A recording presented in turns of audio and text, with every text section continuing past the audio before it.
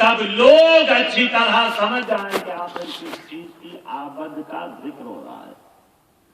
برہان کہتے ہیں دلیل کو، حجت کو، کہ تمہارے پاس برہان آ گیا. تفسیروں میں یہ الفاظ ملتے ہیں جن سے مراد سرکار مدینہ صلی اللہ تعالی علیہ وسلم ہے. تو اب چاہے آپ رسول پاک صلی اللہ تعالی علیہ وسلم کے معجزات لو یا خود ذات پاک مصطفیٰ کو لو، اجی سب کا مال ایک ہے، سب کا حاصل ایک ہے کہ تمہارے پاس برہان آ گیا، تمہارے پاس دلیل آ گئی. سبحان اللہ.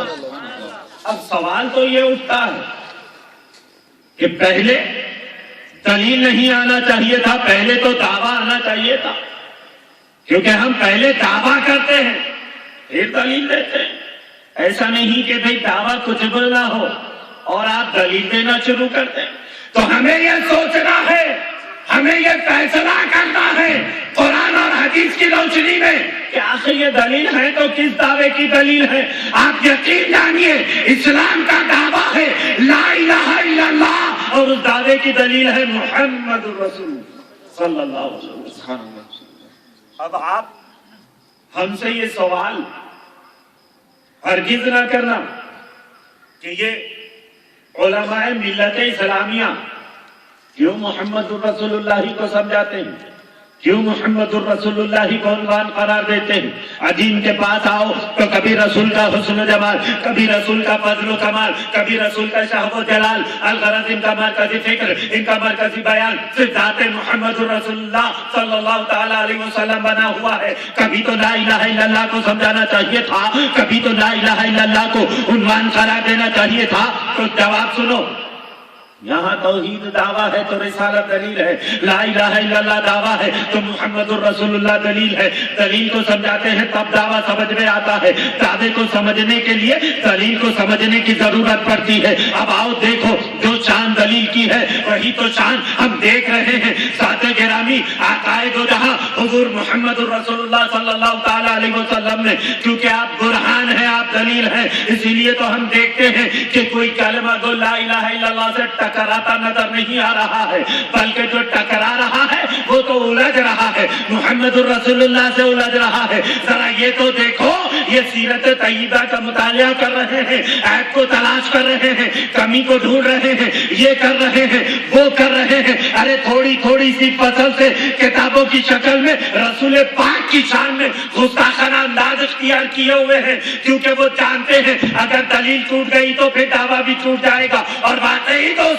دیکھو، شیطان کو بھی کبھی دعوے سے الجھن پیدا نہیں ہوئی تھی. وہ کبھی لا الہ الا اللہ کا منکر نہیں تھا. اگر وہ لا الہ الا اللہ کا پہلے سے منکر ہوتا تو گروہ ملائکہ میں کیسے شامل ہوتا، کیسے جنت کی ہوائیں اس تک پہنچ سکتی تھی. تو وہ لا الہ الا اللہ کا پہلے سے منکر نہیں تھا. لیکن جب اس سے یہ پوچھا گیا کہ یہ جو لا الہ الا اللہ دعویٰ ہے محمد الرسول اللہ کی دلیل میں مانتا ہے کہ نہیں، اس نے انکار کر دیا، گستاخ ہو گیا. گستاخ کو کبھی ہدایت نہیں ہوتی. یاد رکھیے، جو رسول پاک کی شان میں گستاخی کرتا ہے نہ اس کو ہدایت ہوتی ہے نہ اس کی بخشش ہوتی ہے. یہ بھی اچھا طریقہ رہا منوانے کا، دعویٰ اوپر کا اور دلیل نیچے کی. اس کی وضاحت کے لیے ہم آپ کو بتا دیں، قرآن پاک نے بھی یہی انداز اختیار فرمایا ہے. قل ان کنتم تحبون اللہ فاتبعونی. اے پیارے حبیب، آپ فرما دیجئے کہ اگر تم اللہ سے محبت کا دعویٰ کرتے ہو، اللہ سے محبت کا دم بھرتے ہو، تو پھر میری فرما برداری کرو، میری تابع داری کرو. یہ کون سا فلسفہ ہے، یہ کون سی منطق ہے؟ ارے کہنے والے تو کہتے ہیں کہ یہ تو الٹی منطق نظر آتی ہے. ہونا تو یوں چاہیے تھا، اگر تم مجھ سے محبت کرتے ہو تو میری فرما برداری کرو، مجھ سے محبت کرتے ہو تو میری تابع داری کرو. لیکن یہاں تو کہا جا رہا ہے کہ محبت ہو خدا کی اور پیروی رسول کی، محبت ہو خدا کی اور فرما برداری رسول کی. تو بات کیا ہے؟ سنو دوستو، اس میں ایک راز کی بات ہے. اگر شیطان سے صرف اتنا کہا جاتا کہ کہو لا الہ الا اللہ، تو اسے اس بات کا کبھی انکار نہ ہوتا. اور اس میں سب سے بڑی راز کی بات تو یہ ہے کہ دیکھو ایسا تو ہو سکتا ہے کہ کوئی لا الہ الا اللہ کو مانے اور محمد الرسول اللہ کو نہ مانے، ایسا تو ہو سکتا ہے، مگر یاد رکھیے ایسا تو ہرگز نہیں ہو سکتا کہ کوئی محمد الرسول اللہ کو مانے اور لا الہ الا اللہ کو نہ مانے. ایسی کوئی مثال ہی نہیں مل سکتی، ایسی کوئی دلیل ہی نہیں مل سکتی کہ لا الہ الا اللہ اسلام کا دعویٰ ہے، محمد الرسول اللہ اس دعوے کی دلیل ہے. اس دعوے اور دلیل والی نسبت کو میں تھوڑی سی وضاحت کے ساتھ عرض کر دوں. ہم سب کلمہ پڑھتے ہیں لا الہ الا اللہ محمد الرسول اللہ، نہیں ہے کوئی معبود سوائے اللہ کے، محمد صلی اللہ تعالی علیہ وسلم اللہ کے رسول ہیں. یہی تو ترجمہ ہے نا. تو مجھے اس سے دو باتوں کا پتہ چلا. پہلی بات کیا ہے؟ لا الہ الا اللہ، اور دوسری بات ہے محمد الرسول اللہ صلی اللہ علیہ وسلم. اور جب کبھی آپ بھی کوئی دو بات کہتے ہیں تو یوں ہی نہیں بولتے بلکہ بیچ میں واو لگاتے ہیں. واو اردو میں اور، انگلش میں اینڈ، ہندی میں ٹھٹا. تو اس سے پتا چلتا ہے کہ پہلی بات کچھ اور ہے اور دوسری بات کچھ اور. مثال کی طور پر زید آیا اور بکر گیا، فلاں آیا اور فلاں گیا. تو یہ اور کا جملہ بتاتا ہے کہ پہلی بات کچھ اور ہے اور دوسری بات کچھ اور. تو اس اصول کی روشنی میں ارے بھئی کلمے کو بھی یوں ہونا چاہیے تھا کہ لا الہ الا اللہ و محمد الرسول اللہ، لا الہ الا اللہ و محمد الرسول اللہ. نہیں ہے کوئی معبود سوائے اللہ کے اور محمد صلی اللہ تعالی علیہ وسلم اللہ کے رسول ہیں. مگر نہیں دوستو، آپ دیکھیے لا الہ الا اللہ محمد الرسول اللہ کے مابین واو نہیں ہے. واو نہیں ہے کیوں؟ اس لیے کہ اگر دلیل دعوے سے جدا ہو جائے تو پھر دعوے کو کون سمجھائے گا. اچھا ایک بات اور سن لو ذرا، ایک کام ہے یہ کر کے بھی دیکھ لو، پریکٹیکلی آپ یہ کر کے دیکھ لو. ایک پین اور پیپر لو اور اس پر لکھ کر دیکھ لو کہ لا الہ الا اللہ و محمد الرسول اللہ، لا الہ الا اللہ و محمد الرسول اللہ لکھ کر دیکھ لو کیا ہوگا. اجی لکھنے میں دوری ہو جائے گی اور میرے رب کی محبت دیکھو کہ اس نے اپنے محبوب کو ارے لکھنے میں دوری برداشت نہیں کرتا تو پھر رکھنے میں کیسے کرے گا. نعرہ تکبیر، نعرہ رسالت، لا الہ الا اللہ محمد الرسول اللہ. نہیں ہے کوئی معبود سوائے اللہ کے، محمد صلی اللہ تعالی علیہ وسلم اللہ کے رسول ہیں. یہی تو ترجمہ ہے نا. اچھا جتنے علماء کرام ہیں، اہل علم حضرات ہیں، یہی ترجمہ کرتے ہیں کہ محمد صلی اللہ تعالی علیہ وسلم اللہ کے رسول ہیں. صحابہ، تابعین، تبع تابعین، آپ، ہم اور قیامت تک ہر آنے والا مومن یہی کہے گا کہ محمد صلی اللہ تعالی علیہ وسلم اللہ کے رسول ہیں. دیکھو یہ ہیں کہ بڑی راٹیں لگا رہے ہیں. ذرا آپ یہ غور کرو، اگر میں آپ سے پوچھوں کہ بتائیے ہندوستان کا پہلا وزیر اعظم کون تھا، سب جانتے ہیں کہ نہیں؟ اگر کسی کو نہیں معلوم ہے تو بغل میں پوچھ لو، پتہ چل جائے گا. ہندوستان کا وزیر اعظم کون ہے وہ بھی سب کو معلوم ہے. اچھا ایک کام کیجیے، یہ ہے کو تھا کر دیجیے، تھا کو ہے کر دیجیے، کیا ہوگا؟ پوری ہسٹری الٹ پلٹ ہو جائے گی. کلمہ پڑھتے ہیں نہیں ہے کوئی معبود سوائے اللہ کے، محمد صلی اللہ تعالی علیہ وسلم اللہ کے رسول ہیں ان کے لیے ہیں جو رسول کے وجود کو مانتے ہیں. نہیں سمجھے؟ ارے بھئی اگر آپ اشارے سمجھ جاؤ تو مجھے کہنا بھی نہیں پڑے گا، وقت بھی بچ جائے گا. چلو ایک مثال اور دے دوں.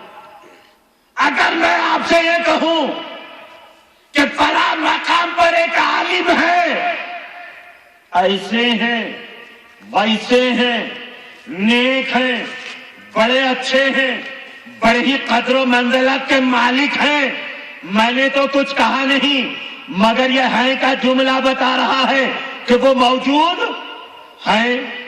اگر میں یوں کہوں کہ فلاں مقام پر ایک عالم تھے، ایسے تھے ویسے تھے، نیک تھے، بڑے اچھے تھے، بڑے ہی قدر و منزلت کے مالک تھے، تو یہ تھے کا جملہ بتا رہا ہے کہ وہ موجود نہیں ہے۔ اب یہ زبان سے تو کہتے جا رہے ہیں کہ محمد صلی اللہ تعالی علیہ وسلم اللہ کے رسول ہیں ان کے لیے ہیں جو رسول کے وجود کو مانتے ہیں۔ ارے یہ تو زندوں والا کلمہ ہے، مردوں والا کلمہ نہیں۔ بتاؤ اس سے بڑھ کر اور کیا نفاق ہو سکتا ہے کہ زبان سے تو یہ کہتے ہیں کہ محمد صلی اللہ تعالی علیہ وسلم اللہ کے رسول ہیں اور دل سے یہ مانتے ہیں کہ رسول تھے۔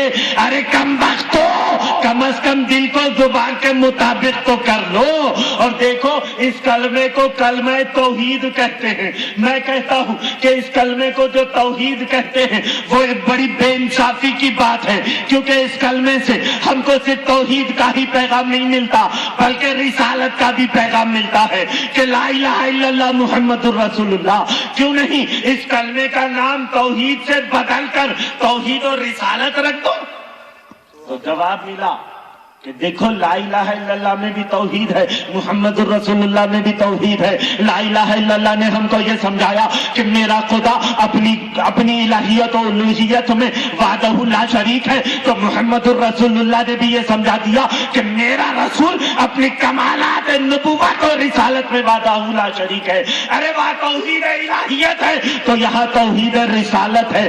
میرا رسول رسالت عامہ ہے، اسی لیے اس کلمے کا نام توحید رکھا گیا کہ لا الہ الا اللہ محمد الرسول اللہ، نہیں ہے کوئی معبود سوائے اللہ کے، محمد صلی اللہ تعالی علیہ وسلم اللہ کے رسول ہیں۔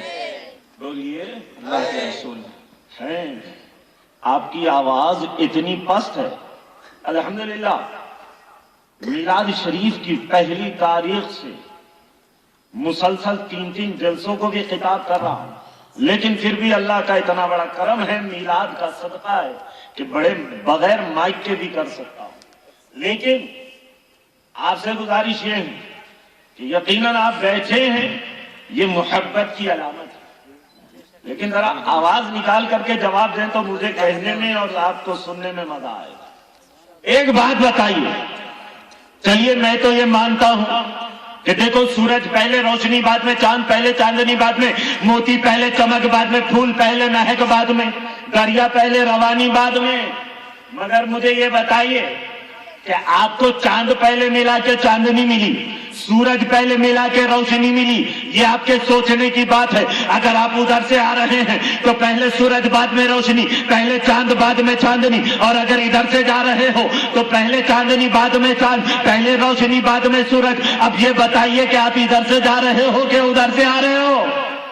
جب آپ ادھر سے جا رہے ہو تو پھر پہلے محمد الرسول اللہ ہونا چاہیے تھا، بعد میں لا الہ الا اللہ۔ میں توجہ چاہوں گا، اس ترتیب کو میں واضح طور پر آپ کے ذہن میں بٹھانا چاہتا ہوں تاکہ بات اچھی طرح سے ذہن میں اتر جائے۔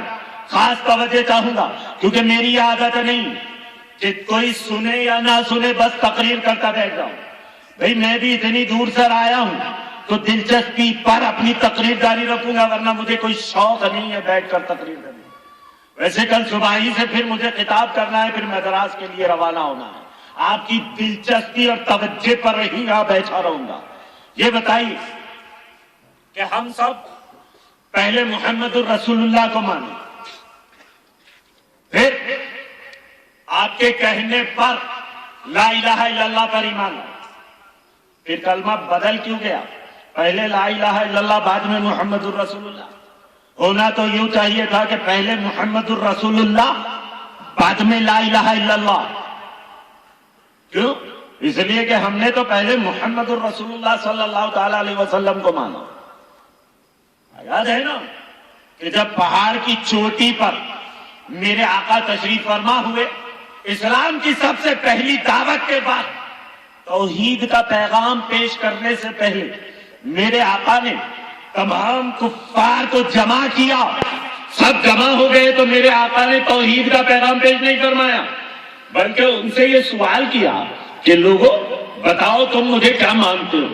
ابھی مجھ سے پیشرو مقرر حضرت نے اپنی تقریر میں فرمایا، اپنے آپ کو منوایا نا، چوٹی پر قہر کر کے میرے آقا نے فرمایا کہ میں پہاڑ کی دوسری جانب بھی دیکھ سکتا ہوں، اور میں تم سے اگر یہ کہوں کہ اس جانب ایک فوج ہے جو تم پر حملہ کرنے والی ہے، تمہیں برباد کرنے والی ہے، ہلاک کرنے والی ہے، تو کیا تم میری بات کو مانو گے؟ تو تمام کے تمام کفار ایک آواز ہو کر جواب دیتے ہیں کہ ہاں ہم آپ کی بات تو مانیں گے، کیونکہ آپ صادق و امین ہیں، آپ یتیموں اور بیواؤں کے ہمدرد ہیں، آپ انسانیت کے مسیحا ہیں، ہم آپ کی بات تو ضرور مانیں گے۔ تب میرے آقا نے فرمایا کہ دیکھو جس طرح تم میرے کہنے پر بغیر دیکھے کہ میری اس بات کو مانتے ہو، ایسے ہی بغیر دیکھے کہ خدا کو میرے ہی کہنے پر ایک مان لو۔ نعرہ تکبیر، نعرہ رسالت۔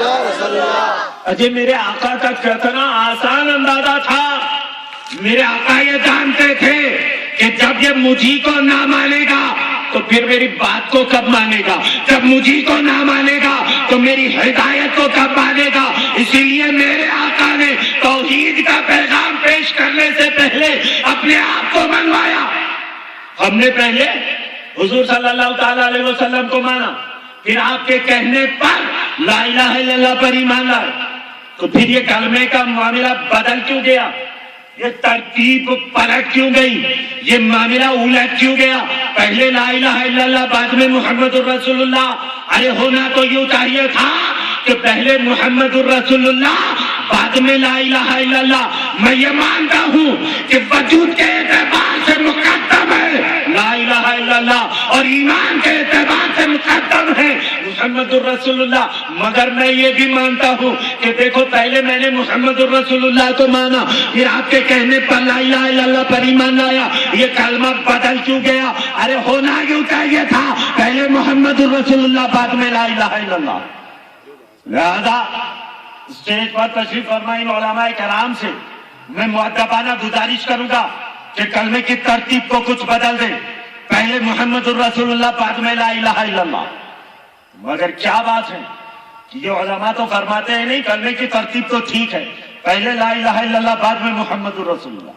میں نے کہا جی حضرت میں نے پہلے محمد الرسول اللہ کو مانا، پھر آپ کے کہنے پر لا الہ الا اللہ پر ایمان لایا، پھر یہ کلمہ الٹ کیوں گیا، پہلے لا الہ الا اللہ بعد میں محمد الرسول اللہ؟ ہونا یوں چاہیے کہ پہلے محمد الرسول اللہ بعد میں لا الہ الا اللہ، مگر نہیں دوستو، اس مسئلے کو حل فرما دیا حضور شیخ عبدالحق محدث دلہوی رحمت اللہ علیہ نے۔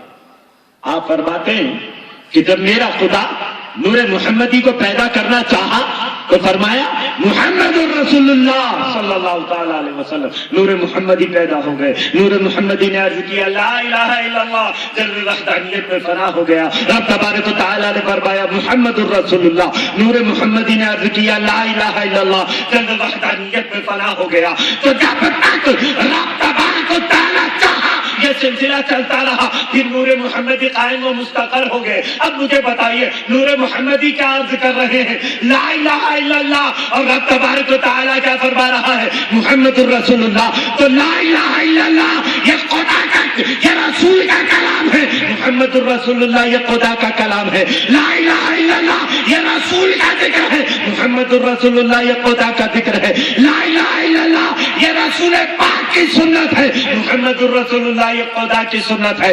اب کلمے کی ترتیب میری سمجھ میں آ گئی، اب اس کا مناسب ہونا بھی میری سمجھ میں آ گیا کہ لا الہ الا اللہ پہلے اس لیے کہ جو لا الہ الا اللہ کہے گا وہ سنت مصطفیٰ پر عمل کرے گا، اور جو محمد الرسول اللہ کہے گا وہ سنت کبریا پر عمل کرے گا۔ یاد رکھو جب تک سنت مصطفیٰ پر عمل نہ ہوگی آگے بڑھنے کی اجازت نہیں دی جائے گی۔ اللہ، نعرہ تکبیر، نعرہ تکبیر، نعرہ رسالت۔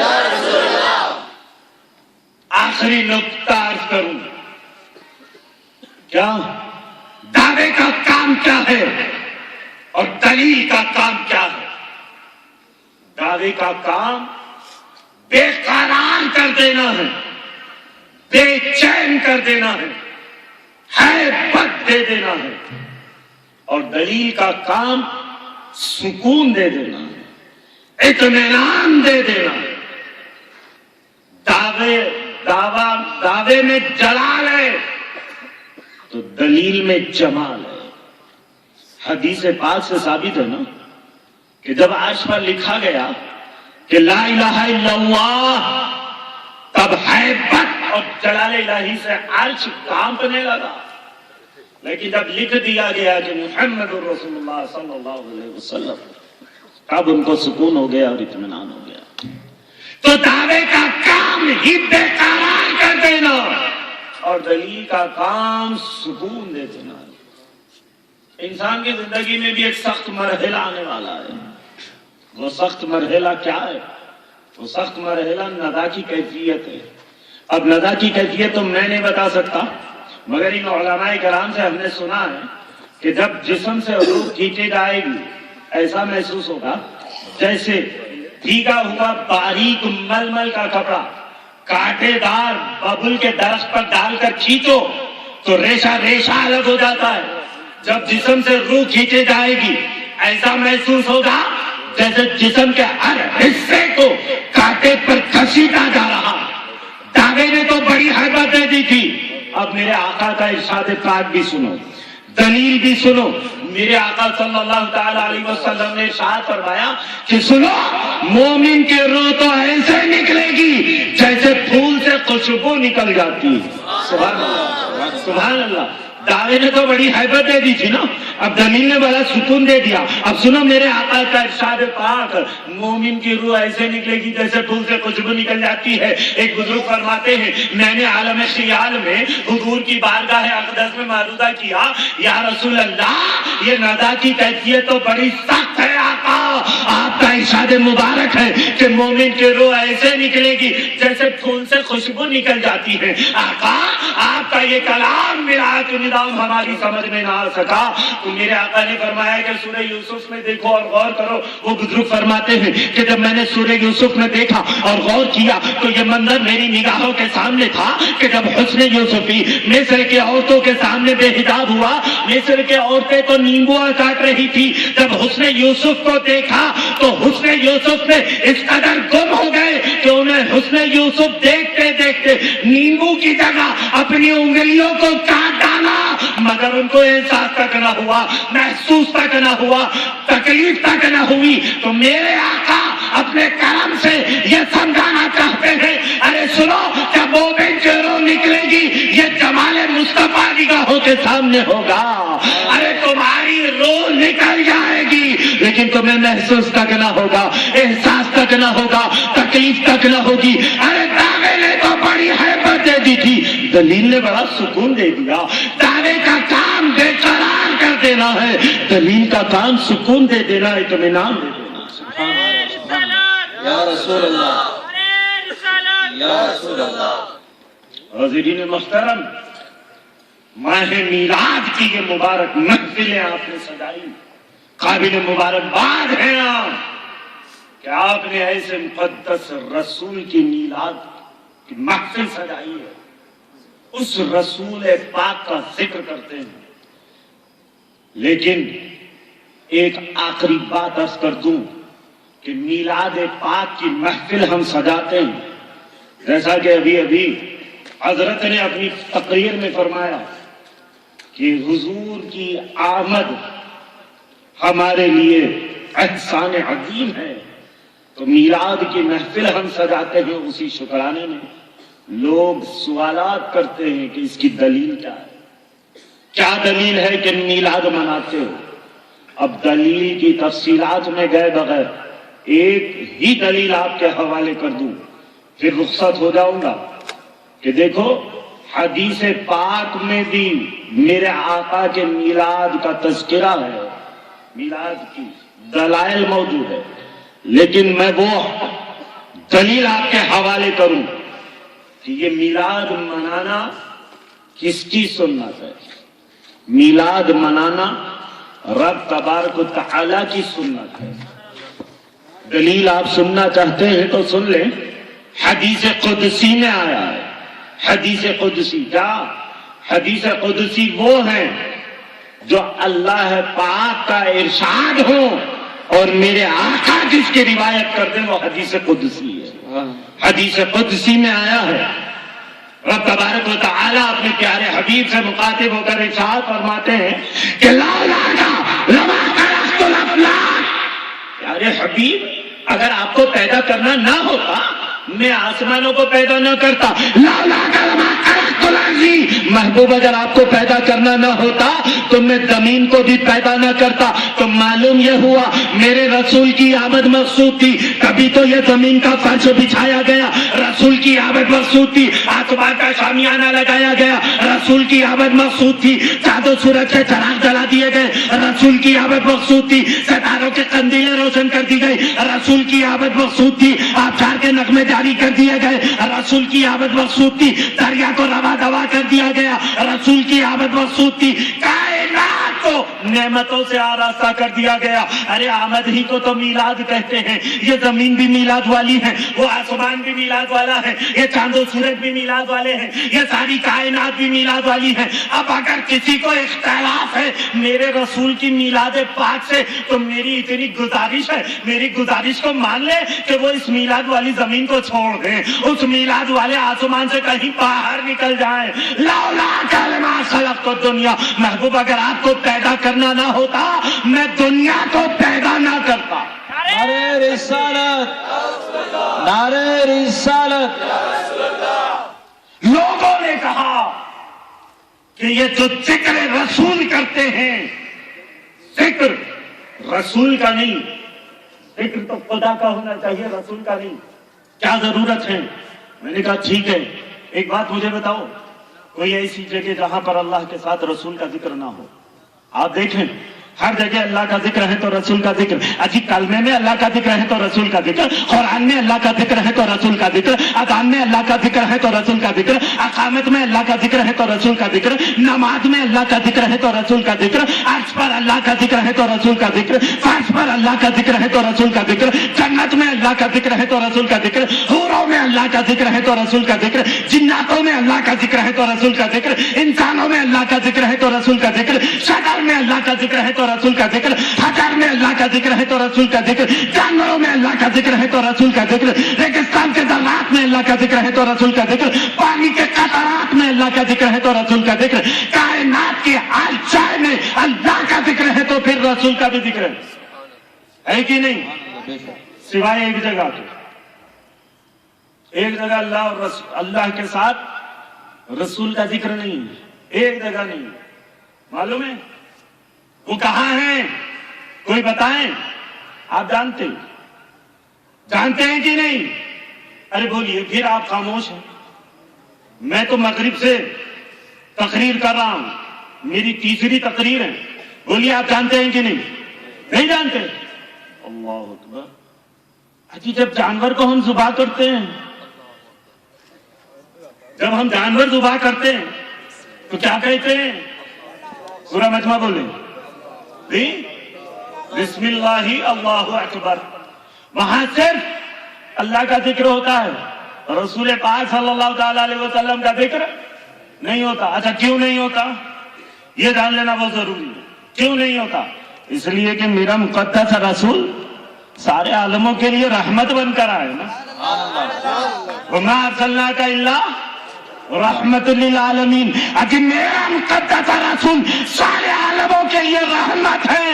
شجر کے لیے رحمت، حجر کے لیے رحمت، انسان کے لیے رحمت، جانوروں کے لیے رحمت. تو پھر رسول کی رحمت للعالمین. بھلا یہ کیسے گوارا کرے کہ تم ایک جانور کو ذبح کر رہے ہو، اس کا خون بہا رہے ہو، اس کی جان لے رہے ہو، اور پھر وہاں پر رحمت للعالمین کا بھی ذکر کر رہے ہو. میرے رسول کی رحمت للعالمین کو یہ گوارا نہیں، اسی لیے وہاں صرف اللہ ہی کا ذکر کرتے ہیں، رسول پاک کا ذکر نہیں کرتے. نعرہ تکبیر، نعرہ رسالت. ایک آخری جواب کہ 12 ربیع الاول شریف کو ہم जश्न मीलाद की महफिलें सजाते हैं, जश्न मनाते हैं, लोगों को बड़ा चुभता है। कहते हैं ये 12 रबीउल अव्वल शरीफ को जो जश्न मनाते हो, असल उस दिन खुशी नहीं मनाना चाहिए, उस दिन तो गम मनाना चाहिए। हमने पूछा क्यों? बोला 12 रबीउल अव्वल शरीफ को तो हुजूर ने वफात पाई है ना, वजूद हुजूर सल्लल्लाहु ताला अलैहि वसल्लम ने वफात पाई, हमसे बिछड़े हैं, इंतकाल हुआ है, तो फिर गम करना चाहिए, खुशी क्यों मनाते हो? हमने कहा हम इसलिए खुशी मनाते हैं, हम गम नहीं मनाते। क्यों? इसलिए कि हमने कभी रसूल पाक सल्लल्लाहु ताला अलैहि वसल्लम को माना कि मेरे आका ने वफात पाई है, लेकिन चंद लम्हों के लिए। क्योंकि कुरान कहता है मुझ जैसे बदकार के लिए, मुझ जैसे बदकार के लिए कुरान कहता है कुल्लु नफ्सिन जायक़तुल मौत, हर नफ्स को मौत का मजा जी किसको कहते हैं? चखना किसको कहते हैं? टेस्ट जानना। एक कंकर लिया नमक का, जुबान पर रखा, थोड़ी देर तक उसका मजा मालूम हुआ, टेस्ट कैसा खा रहा है। अच्छा कितनी देर रहेगा? चंद मिनट, फिर उसके बाद खत्म। अब कुरान कहता है कुल्लु नफ्सिन जायक़तुल मौत, हर नफ्स को मौत का मजा चखना है। फिर ये तो जिंदगी वापस हमें लौटा दी जाएगी, चंद देर के लिए मौत जरूर आएगी। अरे मुझ जैसे निकम्मे को, मुझ जैसे बदकार को मौत चंद लम्हों के लिए आती है, तो फिर वो इमामुल अंबिया है, रहमतुल लिल आलमीन है। अजी हमारा अकीदा तो ये है कि हमारे आका आज भी अपने कब्र अनवर में अजी जिंदा है, जिंदा है, जिंदा है। जो गुलाम उनकी बारगाह में सलात और सलाम का नजराना पेश करता है, मेरे आका सुनते भी है, जवाब भी देते हैं। नारे तकबीर, नारे तकबीर, नारे रिसालत, सरकार की आमद। अच्छा दलील भी तो आप जानते हैं ना, ऐसा नहीं कि सिर्फ सुन लिया जाए और फिर कल कोई पूछे तो दलील ना दो। अरे बड़े आसानी से मैं आपको समझा दूं, मिसाल दे करके। रब ने क्या फरमाया था? हदीस कुदसी मैंने भी बयान किया, महबूब अगर आपको पैदा करना ना होता तो मैं आसमान जमीन कायनात को पैदा नहीं करता, नहीं करता। यही तो है ना। अच्छा सुनिए, आज यहाँ पर जलसा रखा गया, शाद नगर में जलसा मुकर्रर किया गया। अल्हम्दुलिल्लाह उलमाए किराम के आप खितामात समात फरमा चुके हैं। अब मुझ जाहिल के लिए आप बैठे हुए हैं, अब मेरी तकरीर खत्म हो जाएगी, सलात और सलाम पढ़ लिया जाएगा। हाँ? अच्छा ये जो कालीन बिछाई गई, ये जो लाइट्स लगाए गए, बल्ब्स लगाए गए, ये सजावट जो की गई, किस लिए? जलसे के लिए, इसलिए कि उलमा की आमद है। अब ये उलमा चले जाएंगे, ये मिनहाज कादरी चला जाएगा, तो आप क्या करेंगे? ये कारपेट को लपेट देंगे, डाइज उठा दिया जाएगा, लाइट खोल दी जाएगी, लाइटिंग उतार दी जाएगी, जलसा बर्खास्त हो जाएगा, कुर्सियां उठा दी जाएगी, सुनसान हो जाएगा। मतलब ये कि जब तक हम हैं तभी तक ये सजावट है, जब हम नहीं रहेंगे ये सजावट खोल दी जाएगी। यही तो दलील है कि आज भी दुनिया कायम है कि मेरे आका मौजूद हैं। मेरे आका अगर ना होते ये जमीन का फर्श लपेट दिया जाता, चांदो सूरज के चिराग उतार दिए जाते, आसमान का शामियाना खोल दिया जाता। अरे ये जैसे के वैसा मौजूद है, जिनका तू है। यही तो दलील है कि मेरे आका मौजूद हैं। तभी तो रब तबारक व तआला ने कुरान पाक में फरमाया ला उक़सिमु बिहाज़ल बलद व अंता हिल्लुम बिहाज़ल बलद। ऐ महबूब मैं शहर मक्का की भी कसम खाता हूं जिसमें तुम तशरीफ फरमा है।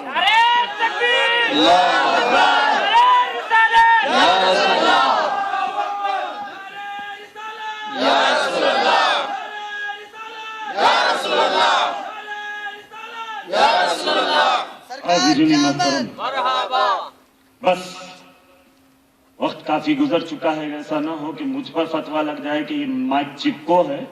लेकिन ये पैगाम दिए हुए मैं अपनी तकरीर को समेट रहा हूं कि देखो اپنے عقیدوں کی حفاظت کرو، اپنے ایمان کی حفاظت کرو، اس لیے کہ یہ عبادت، نماز، روزہ، زکوٰۃ، حج، یہ تو ہم پر فرض ہے، کرنا ہے، لیکن پہلے جو ہے وہ عقیدہ ہے، عبادت بعد میں، پہلے عقیدہ ہونا چاہیے۔ اگر عقیدہ نہ ہو تو پھر عبادت کوئی کام آنے والی نہیں ہے، اس لیے کہ قبر میں 3 سوالات ہم سے کیے جائیں گے نا، کتنے؟ 3، اور تینوں کا تعلق عقیدے سے ہے، عبادت سے نہیں۔ نماز کے بارے میں نہیں پوچھیں گے قبر میں، روزے زکوٰۃ کے بارے میں نہیں پوچھا جائے گا، وہ تو بعد میں۔ پہلے جو پوچھا جائے گا وہ عقیدے سے تعلق رکھتے ہیں تینوں سوالات۔ پہلا سوال کیا ہے؟